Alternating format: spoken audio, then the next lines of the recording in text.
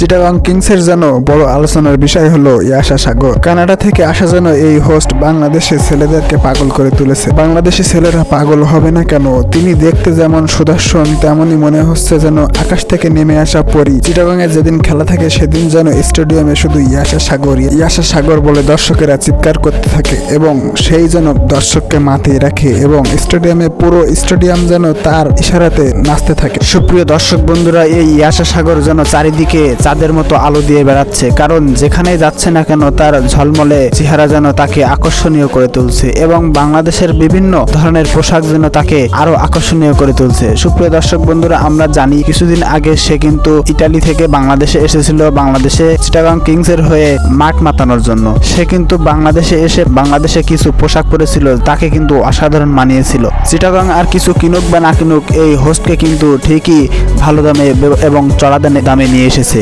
গুঞ্জন উঠেছে সে প্রতিদিন নাকি কয়েক হাজার ডলার নিয়ে থাকে এই হোস্টের দায়িত্ব পালন করার জন্য।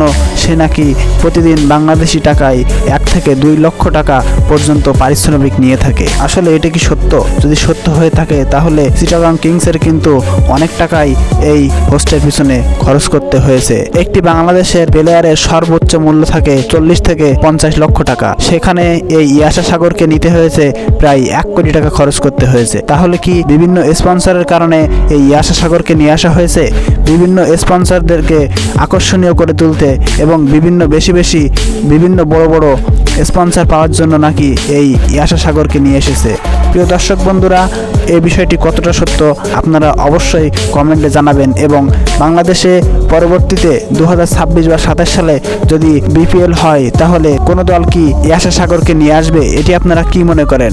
ইয়াশা সাগরকে নিয়ে আসা কি কোনো লস প্রজেক্ট বা লভ্যাংশ খুঁজে পাচ্ছে চিটাগং কিংসের মালিক? এটা আপনারা অবশ্যই জানাবেন। ধন্যবাদ বন্ধুরা, ভিডিওটি ভালো লাগলে অবশ্যই লাইক করবেন এবং কমেন্ট করবেন। ইয়াশা সাগর আপনাদের কার কার মন কেড়েছে অবশ্যই কমেন্টে জানাবেন।